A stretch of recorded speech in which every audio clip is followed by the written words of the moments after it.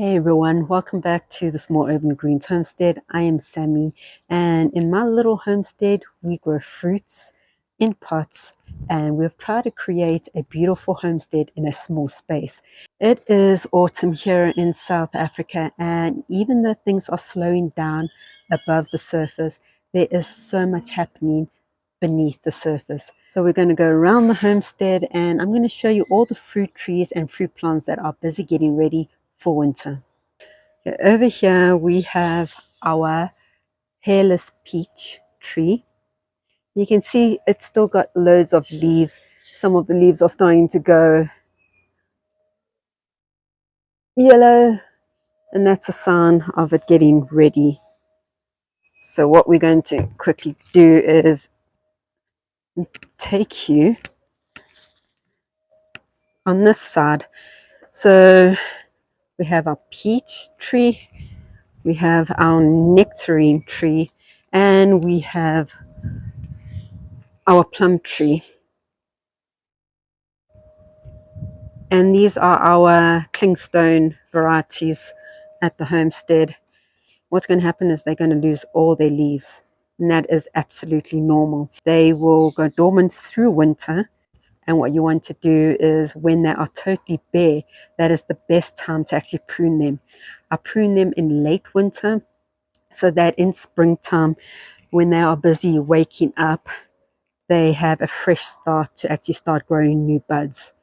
And your nectarine tree is the very first plant to start waking up. So I would normally probably in midwinter start pruning the nectarine. I'm not sure about the peach because it's the first time growing peach at the homestead, but also the plum I will only prune in late winter.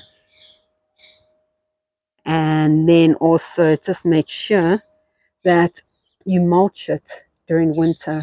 So right now you can see there's no mulch. In summer we normally have a whole bunch of flowers sitting in these pots because flowers attract the bees and the insects to pollinate our trees. But in winter we remove all the dead flowers, and then I'll be mulching this very nicely and heavy so that it protects my plants. Okay, our dwarf fig trees. So you can see how beautiful and lush this fruit tree has absolutely been this year. It has given us the best fruits that I've ever seen in the last 2 years of it bearing fruit.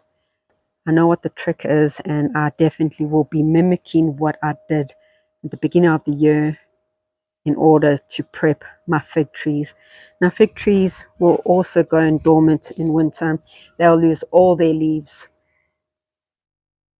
And once they do that, you would want to obviously shape and make sure that the middle is nice and open. And with fig trees, you'll see all the old branches, and new growth never ever grows on the branches.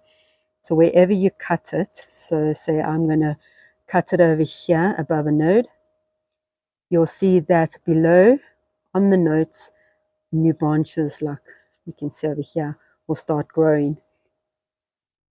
If I don't cut this, you'll see that new growth will start growing from here upwards. And to maintain your dwarf fig trees, you want to obviously make sure that you contain the growth, and that when it starts growing back, that it's growing in the right direction. And try and see if I can see a good example. So if I cut this fig tree, you can see I cut it last year, and this is the new growth here. So I would probably cut it probably here. You'll see that there's a node over there and there's a node over there, and the new growth would normally grow from this side outwards. If the node was on this side, it would grow that way, and you want to try and avoid the growth inwards. You want it to grow out nicely and go sideways. So try and train your tree to grow like that, and you'll be able to use the nodes on your tree for the directions of how it's going to grow. And I'll try and zoom in here. So what happened here is when I cut it, there was a node at the bottom, and that's where the new growth grew, and it grew that way downwards. So that is just a little bit of guidance when you're pruning your fig trees, and I would normally start pruning this in late winter as well. Yeah, let's talk about your berries. So over here we have our blueberries, and I will be doing another video on how to fertilize your berries because we had such a beautiful, successful season with our blueberries. I'm going to be doing an updated video. But over here we've got our blackberry, and I bought this when it was very, very small. So nothing to do at the moment when this goes to sleep in winter. It will start losing all its leaves. You can see it's starting to yellow off there. Some is already dying and falling off. But this will just be a vine, and I won't do much cutting because it's so small. Your blueberries won't lose too much leaves. They don't really lose as much leaves as your other berry trees, but I'll just make sure that I mulch each pot very, very well. And then if we come over here to the actual raspberries, so I have 2 raspberry pots here, and I have a young berry. And the young berry, you can see it's starting to go yellow, and eventually it will lose its leaves, and there will just be a vine growing here. You just want to do a small trim. I don't really trim my vines because last season I did that and it did not work for me. So this time I'm just going to do a small little trim and leave the main branches on. But for your raspberries, what you want to do is that you want to cut the canes back where it actually fruited. So you can see that I've still got some beautiful raspberries growing on this specific raspberry plant, and quite a lot of new leaves still coming out of these beautiful raspberries. But they will eventually start going brown and falling off, and there will just be all your canes, all your sticks. And it doesn't mean that your plants have died. They're just going to sleep, but you still need to take care of it. So we are just going to mulch it, and we're going to cut it down, and you'll see that when late winter comes, we're going to fertilize your pots, and we'll talk about that in a future video, so look out for that video. But that is what we're going to be doing with these 2 pots. It's just mulching them, cutting them down, and letting them go to sleep for winter. And while we continue with the tour, I'll just have a little bit to eat. It has been raining for a couple of days, nearly a week, and you can see all of the water still sitting at the bottom there. If you guys have not watched the video about why I use raised beds in my garden, go check it out. Here's the link. It will really give you a good understanding why we actually use raised beds and not do the no dig method in the ground, which I would love to do, but unfortunately unable to do that in this specific part of the garden. So let's talk about your apple trees and your cherry tree. They're very much alike, and you can see that the cherry tree nearly has no leaves on it. It went to sleep very early. It is normally one of the very first trees to lose its leaves. It's just got a couple more. And last season I actually gave it quite a heavy trim. I don't think I'm going to be trimming it this season because there isn't much branches. But if I did want to, I would do the same method in making sure that I can see how it's structured and I would obviously want some more branches coming out that way. But at the moment, I'm actually very happy with the structure here. There isn't much to do when it comes to pruning. So once the leaves have all fallen off and it goes to sleep, I'm just going to obviously give a nice clean out, mulch it. And that's basically it. The same with my apple trees. Make sure that it's mulched very well. Also look at the structure of my trees. Now, this one I might take off. I might look at another branch over here to take off because they all seem to be going that way and there's nothing going out this way, only this one. So I'll leave this one out. This one I might leave, but obviously it's getting a little bit too heavy, so I might do a prune there and you'll just see it keep on splitting. But we will only make a decision in late winter when it's time to actually prune the apple trees. I've got another apple tree here, and this one is the Granny Smith apple tree. Now if you look at this apple tree, you can see there's a lot going on here. There's a lot of branches, so this tree I definitely will be cutting back in late winter so that it can just start growing a little bit better than it is right now. Okay, we'll talk about our goji berries. So we're at the end of the homestead.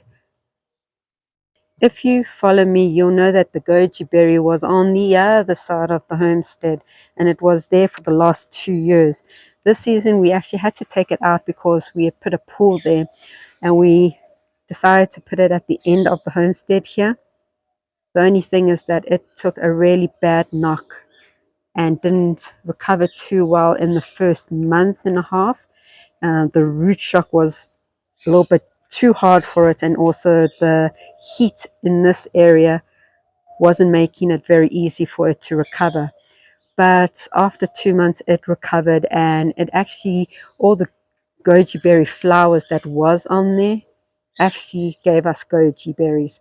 And if you've seen some past videos, you'll see the beautiful harvest of the goji berries.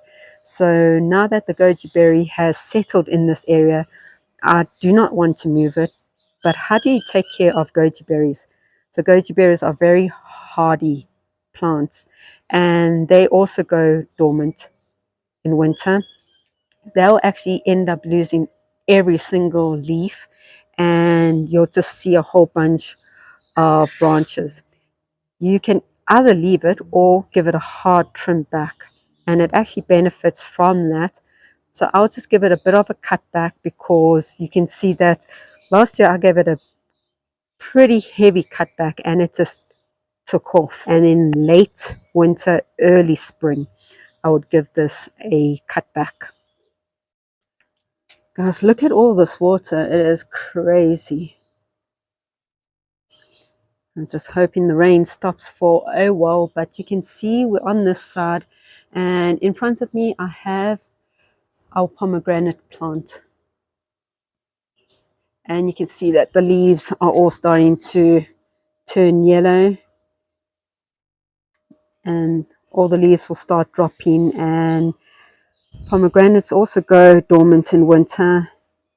What you want to do is that you're going to give it a light trim in mid-winter, late winter, and you want to also focus on the middle, trying to make sure that the center is cleaned out.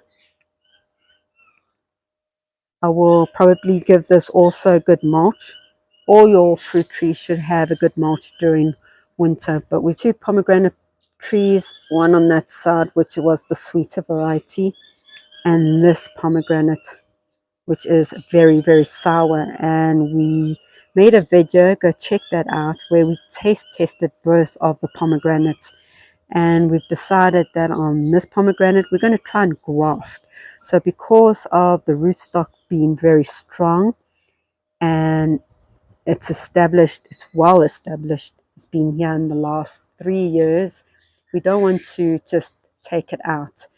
We can use the rootstock in order to graft other varieties on this plant. And I've never grafted before. Next season will be my very first time trying on the fig tree plus the pomegranate plant. And I've been told that you are able to graft on a pomegranate. We will be checking it out next year, so stick around. It might be a failure, it might work. Okay, we got our grapevine here, and the grapevine is one of the very first fruits to actually start going yellow and brown, then the leaves all falling off. It's nearly bare, and grapevines actually need a very hard prune.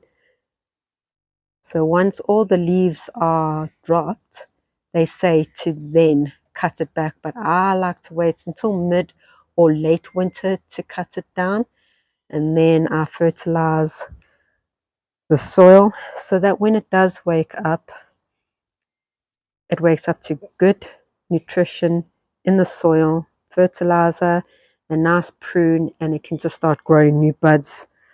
So what we're going to try and do is that you can see that this seems to be the main branch, then this branch comes out from the main branch. If I follow this branch, it kind of like stops over here. So I'm going to probably cut it round about there. And so next season, it'll start growing more on the sides. And then my main branch, I'll do the same to see what branches actually need removing and keep. You can see that this is one of the main branches, vines. And I'll cut all the side ones off. So you see this, we would cut it over there.